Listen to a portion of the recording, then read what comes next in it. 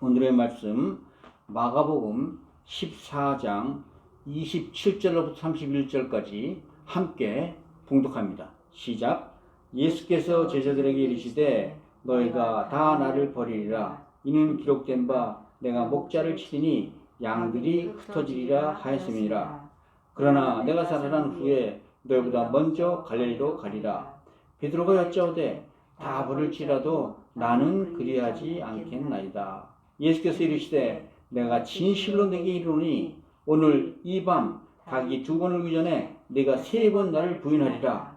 베드로가 힘있게 말하되 내가 주와 함께 죽을지언정 주를 부인하지 않겠나이다 하고 모든 제자도 이와 같이 말하니라. 아멘. 아멘.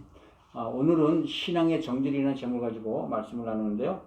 어느 칼럼에서 보니까 나이가 들수록 자랑하지 말아야 될 것이 세 가지가 있다고 그래요. 첫째가 자식 자랑, 둘째가 돈 자랑, 셋째가 건강 자랑이라고 하더군요. 그런데 신앙인의 입장에서 저는 하나 더 추가할 게 있는 것 같아요. 그게 바로 저희들의 신앙 자랑, 믿음 자랑이죠. 참 스스로 참 단단한 믿음이라고 믿고 함부로 믿음 자랑했다가는 곧 난처한 입장에 빠질 때가 온다는 거죠. 왜냐고요? 우리는 모두 연약한 죄인의 본성을 가지고 있기 때문이죠. 오늘 본문은 6월절 만찬을 모두 끝낸 고난주일 목요일 밤 한 10시쯤에 벌어진 일들의 기록이에요. 그런데 사실 만찬이 시작될까지만 해도 제자들 사이에는 서로 누가 크냐는 문제로 커다란 갈등이 있었어요. 이에 주님은 만찬 중에 갑자기 12제자들의 발을 씻기시면서 섬기는 자의 도리에 관한 말씀을 주셨죠. 더구나 이 만찬 중에 가롯 유다까지 예수님을 배도하는 것 떠났으니 사실 이 만찬의 분위기는 많이 침울했었겠지요. 그러나 주님의 고별사인 요한복음 14장부터 16절의 말씀으로 제자들은 다시 성령 충만함을 얻을 수가 있었어요. 덕분에 6월절 성찬은 이렇게 끝을 맺죠. 이에 이들이 참여하며 감람산으로 가니라. 이제 예수님과 일행이 예루살렘 성 안의 다락방을 나와서 감람산으로 발걸음을 올리던 때였어요. 그런데 길 위에서 주님은 갑자기 제자들에게 너희가 다 나를 버리리라 등 또 내가 살아난 후에 갈릴리로 가리라 하는 등 제자들이 이해할 수 없는 그런 말씀을 하세요. 말씀을 꺼내세요. 말씀을 듣던 제자 중에 베드로가 호언장담하죠. 다 버릴지라도 나는 그리하지 않겠나이다. 그러나 주님은 칭찬 대신에 자기 생각에 앞선 베드로를 아주 구체적으로 질책하셨어요. 예, 아마 이 대답으로 미루어봐 베드로는 적어도 주님의 말씀대로 주님이 곧 돌아가실 것이라는 것을 믿었던 모양이에요. 오늘은 이런 주님과 제자들 사이의 대화를 통해 믿음에 관한 영적인 진리에 관해 잠시 나눠보고자 합니다.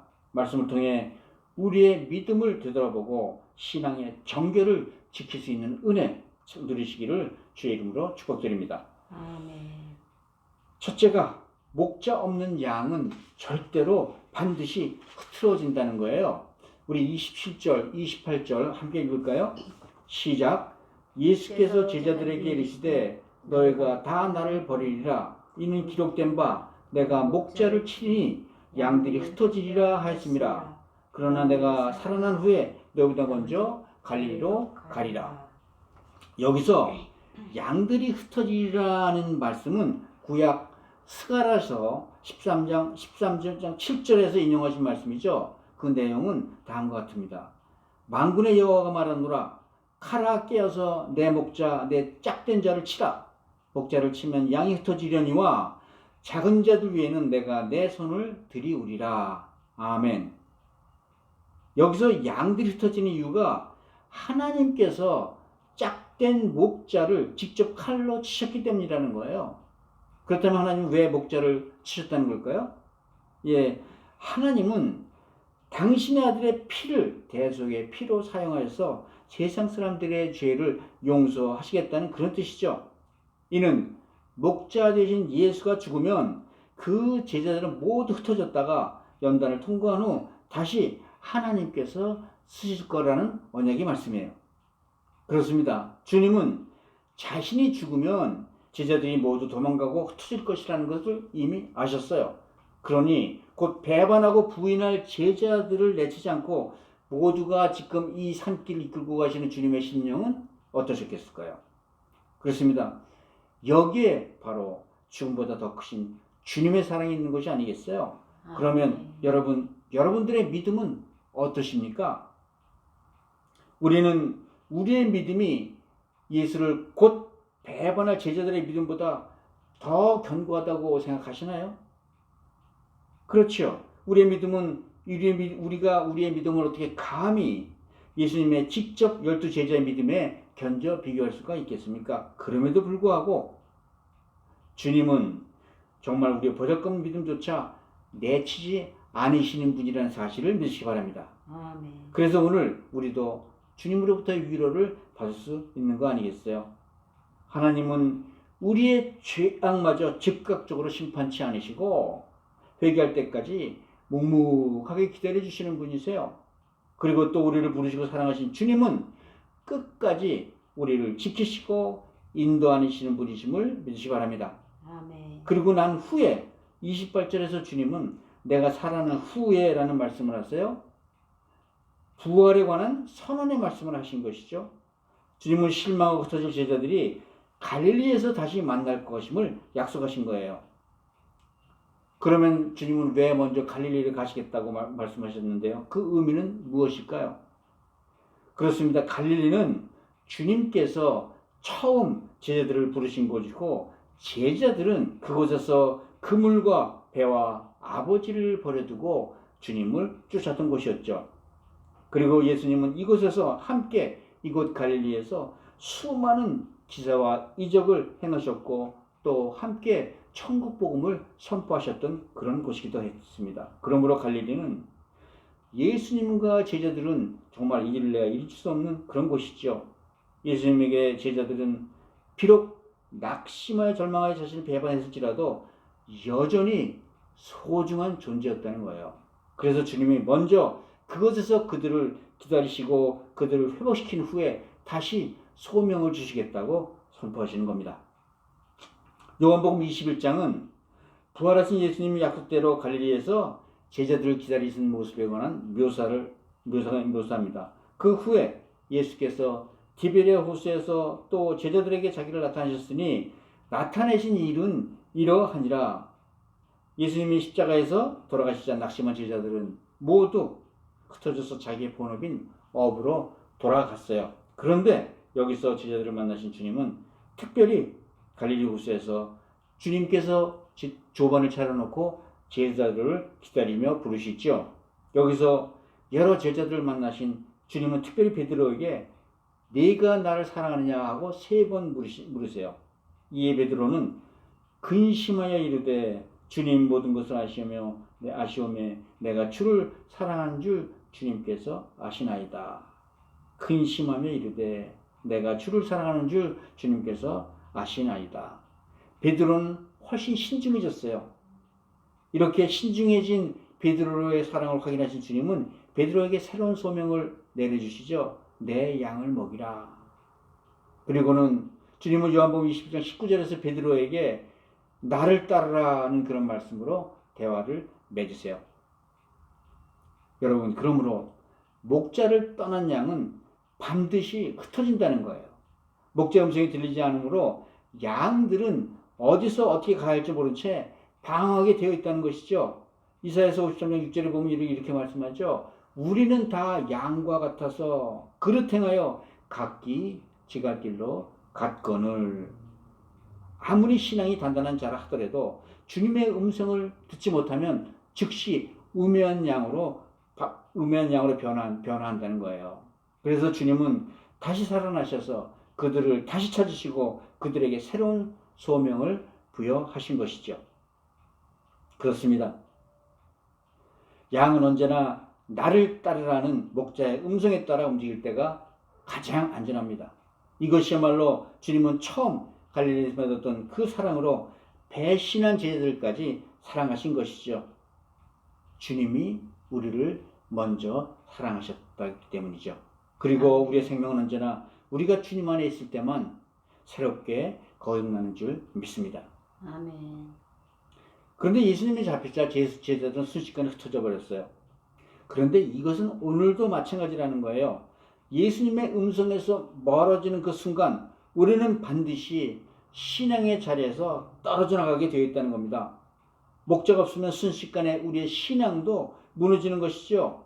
바로 여기에 주님께서 교회를 허락하시고 사도를 세우시고 말씀을 전하게 하신 이유가 있는 거예요.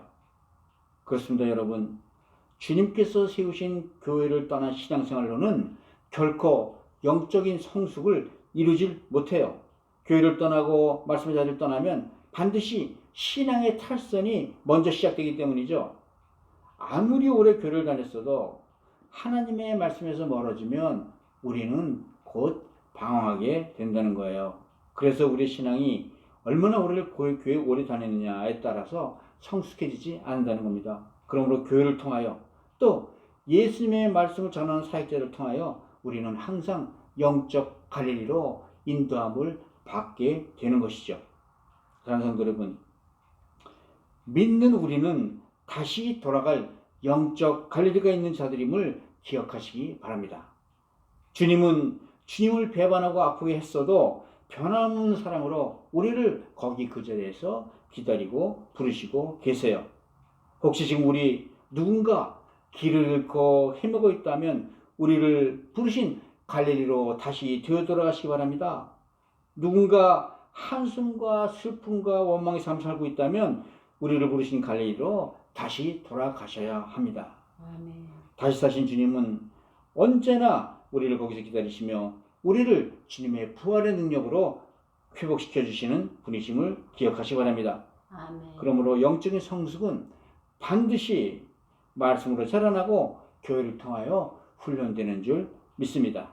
아멘. 말씀을 통하고 교회를 통하여 든든한 신앙을 세워나가는 우리 모두가 되시기를 주의 이름으로 축복드립니다. 아멘. 두 번째로, 남들과 비교하는 신앙으로는 영적으로 성숙해지지 못한다는 거예요. 29절 우리 함께 읽을까요? 29절 시작. 베드로가 여쭤오되 다 버릴지라도 나는 그리하지 않겠나이다. 예수님께서 너희가 다 나를 버리라고 말씀하시자 선뜻 베드로가 서서 뭐라고 대답해요? 나는 그리하지 않겠나이다. 누가 묻지도 않았는데 자기는 안 버리겠다는 거예요. 이 자기 과신이 있다는 거예요. 더구나 베드로는 이 자기의 신앙을 다른 사람과 비교해요. 어떻게? 남들이 다 버릴지라도 자기는 아니란 거예요. 여러분, 자기 과신은 신앙이 아니라 신념에 불과할 뿐이죠. 자신은 비교 우위에 있다는 거예요. 자신은 10명의 다른 제자들과 같지 않고 자기의 믿음은 특별하다는 거예요. 자기는 선하고 자기만 의롭고 자기만 신령하고 깨끗해서 잘 믿는다는 것이죠. 그런데 그런 베드로가 어떻게 되었어요? 다른 제자들은 십자가 현장에서 도망가는 걸 그쳤지만 베드로는 도망뿐만이 아니라 3번 부인하고 저주까지 하죠. 여러분, 다른 사람과 비교하여 자신의 신앙의 우월성을 강조하는 것은 신앙이 아니라 교만이라는 거예요. 베드로는 특별히 주님으로부터 많은 칭찬을 받았고 특별한 체험도 많았던 제자였죠. 그러나 그는 그 자신도 모르게 어느덧 자기의 믿음을 절대시하는 교만한 신앙의 상태로 들어가게 됐다는 거예요. 사실 베드로의 신앙 여정을 살펴보면 참 화려하죠. 주는 그러시오 살아계신 하나님의 아들이라는 신앙 고백으로 예수님의 칭찬을 한 몸에 받았어요. 또 변호사에 올라가 모세와 엘리야를 육안으로 보기까지 하였고 또 하나님의 음성을 듣는 그런 영광을 누리기도 했어요.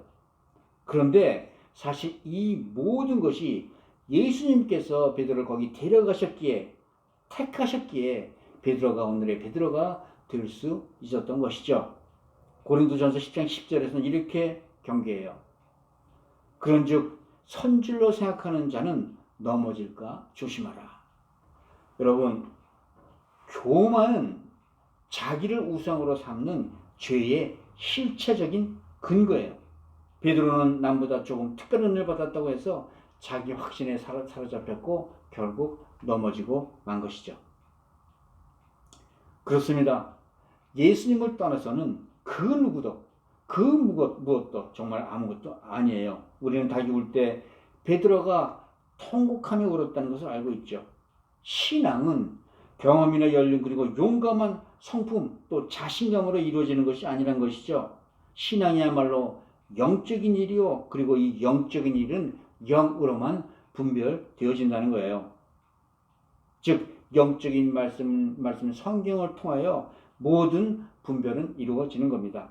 하나님께서는 우리가 알아야 할 모든 영적인 지식들을 이 말씀을 통하여 우리에게 계시해 주셨어요.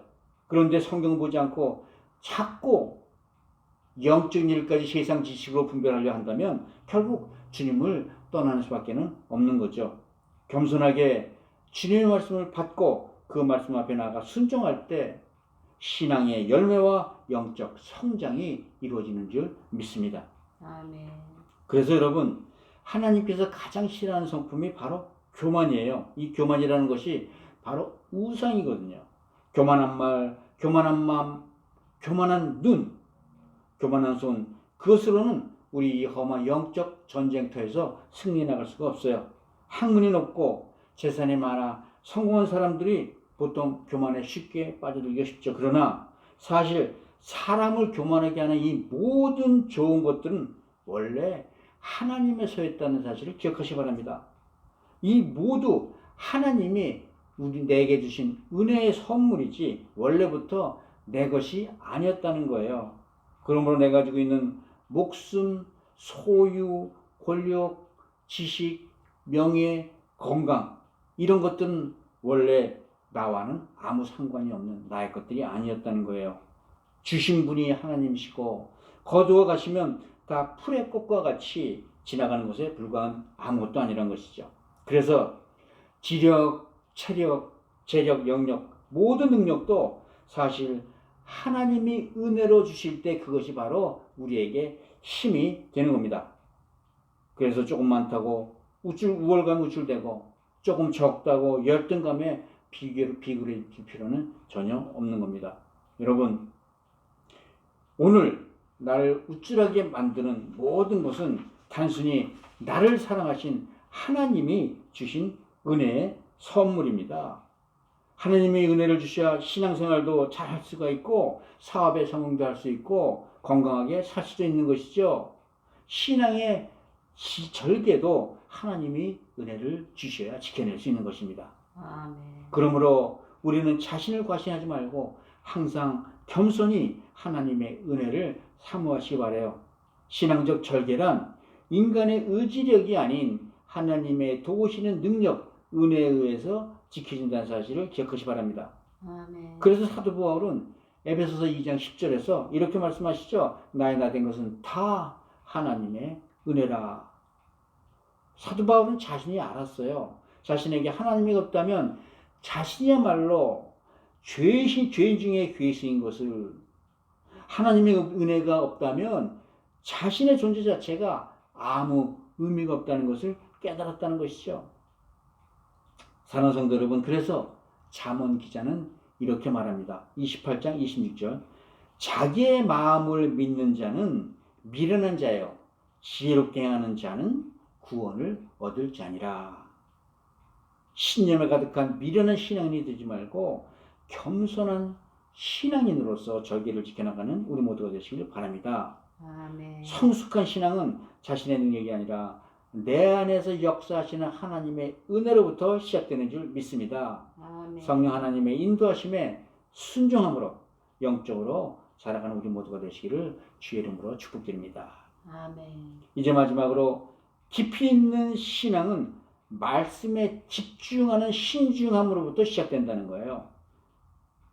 우리 베드로의 호언장담에서 주님은 이렇게 말씀하시죠. 우리 30절 함께 읽어볼까요? 30절 시작. 예수께서 이르시되 내가 진실로 내게 이르노니 오늘 이 밤 닭이 2번 울기 전에 내가 3번 나를 부인하리라. 그런데 베드로는 주님의 이 말씀을 경솔하게 즉각적으로 대답하죠. 31절에서 이렇게 말합니다. 31절 함께 읽습니다. 베드로가 힘있게 말하되 내가 주와 함께 죽을지언정 주를 부인하지 않겠나이다 하고 모든 제자들도 이와 같이 말하니라. 여러분, 우리 든든한 신앙의 핵심은 바로 말씀에 집중하고 신중하게 묵상하는 데 생각하는 데 있어요. 그렇지 않으면 부끄러운 신앙이 될 수밖에 없는 거예요.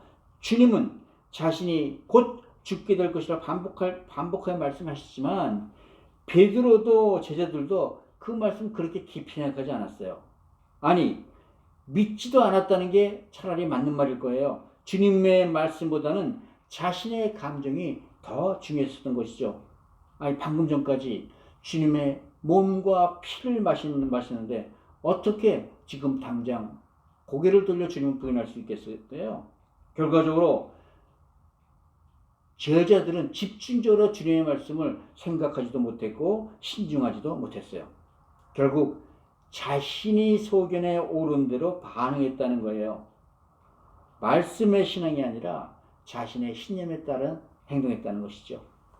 그 결과는 참으로 비참했습니다. 특히 베드로는 자신이 무슨 일을 저질렀는지 후에 새벽 닭의 울음소리를 듣고서나야 깨닫지요. 사실 주님이 부활하신 후에 주님께서 먼저 갈릴리를 갈 거란 말씀 그들은 귀담아 두지도 않았습니다. 베드로나 제자들이나 모두 주님이 부활하실 거라는 것을 상상조차 해본 적이 없다는 거예요. 그래서 제자들은 주님을 직접 보기까지 하여 주님의 부활 소식을 전하는 그 사람들의 말조차 믿지 않았어요. 그렇습니다. 결국 제자들은 주님께서 말씀하신 그 사실을 경솔하게 한 귀로 듣고 한 귀로 흘렸던 것이죠. 예수님의 말씀을 집중하지도 또 신중하게 생각하지도 않았기에 부활의 소식을 들었음에도 의심이 먼저 생겼던 거죠. 그러나 정확히 말하면 사실 애초부터 부활하실 거라는 말씀을 믿지 않았기 때문에 사실을 보았어도 믿을 수가 없었던 것일 거예요. 여러분, 이것이 오직 제자들만의 문제일까요? 우리도 이 사실을 잘 보아야 합니다. 오늘 이 시간 하나님의 말씀이 선포되지만 얼마나 많은 이들이 이 말씀에 집중하고 있을까요? 그저 오늘 예배로 참석했다는 것이 충분하다고 여기는 사람은 또 얼마나 많을까요? 하나님의 말씀을 흘려듣는 이들은 영적인 일조차 세상적으로 해석하고 흘려버린다는 거예요. 사실 우리가 살면서 하나님의 뜻을 분별하지 못하는 이유가 바로 이 한 가지 때문인 것이죠. 습관적인 기도나 예배 같은 신앙생활은 풍부한데 말씀의 묵상을 통해 은혜를 구하는 그런 신앙이 못 된다는 거예요. 결국 신앙이 완전히 자기 신앙 지식에 있는 것이 아니고 말씀의 능력에, 말씀을 통한 그 영적 능력에 있다는 사실을 기억하시기 바랍니다. 예를 들어 주님이 닭이 2번 울기 전에 3번 푸기라고 하신 말씀, 이런 말씀을 세세히 마음속에 새겼었다면 베드로가 무작정 이렇게 힘있게 부인하지는 못했을 거라는 거예요. 여기서 주님께서 3번이라고 말씀하시는 건 베드로가 하는 그 부인이 실수가 아니라 철저히 배신을 했음을 강조하고 계시는 것이죠. 이 정도 되면 베드로는 사실 주 앞에 무릎을 꿇고 앉아 예수님 앞에 도움을 구했어야만 했을 거예요. 예수님은 베드로가 자신의 연약함을 받아들이고 자신을 살펴보기를 원하셨던 그런 것이었습니다. 그러나 베드로는 자기 확신에 사로잡혀 예수님 말씀보다 자기 생각을 앞세웠어요. 그는 단호하게 자신의 신앙 정죄를 자랑하죠. 내가 주와 함께 죽을지언정 주를 부인하지 않겠나이다. 이에 나머지 제자들도 베드로를 따라 충성 경쟁하듯이 대답하여 모든 제자들도 이와 같이 말하니라. 여러분, 만일 베드로가 예수님의 말씀을 좀 더 신중하게 받아 한 번 더 기도했다면 어떤 일이 벌어졌을까요? 아마 베드로가 3번씩이나 부인하는 배반하는 이런 영적 실수는 저지르지 않았을 거예요. 오직 하나님 말씀에 집중하여 묵상할 때 이런 영적인 실수에서도 벗어날 줄 믿습니다. 그러므로 말씀을 대할 때 먼저 나를 향하신 하나님의 음성이 무엇인가 신중하게 살펴보시기 바랍니다. 그렇지 못하면 아무리 오래 교회를 다니고 모태신앙이라도 그 신앙은 자라나질 않아요. 받은 말씀에 집중하여 그 말씀에 신중하게 반응할 때 영적으로 능력 있는 삶이 시작될 줄 믿습니다. 아멘.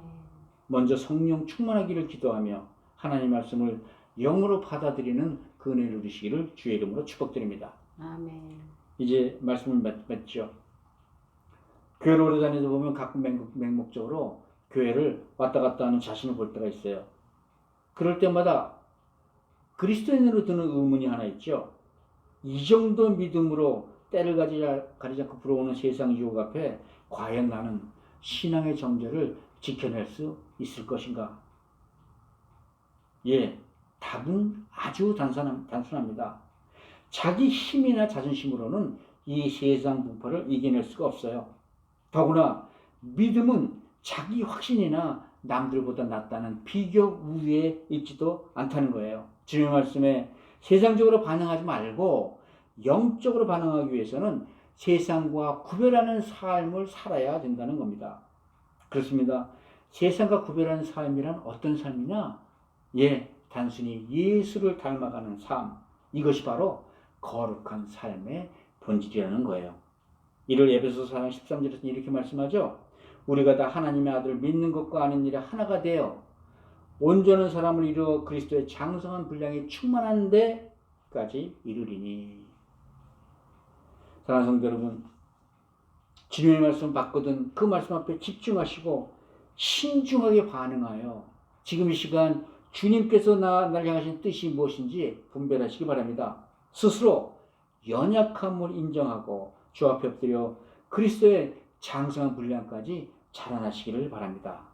바로 여기에 온전한 사람으로서 신앙의 정죄를 지키는 삶을 누리는 비결이 있을 줄 믿습니다. 영적으로 충만하여 능력 있는 삶으로 은혜와 기쁨을 누리는 우리 모두가 되기를 우리 주 예수 그리스도의 이름으로 축복하며 기도합니다.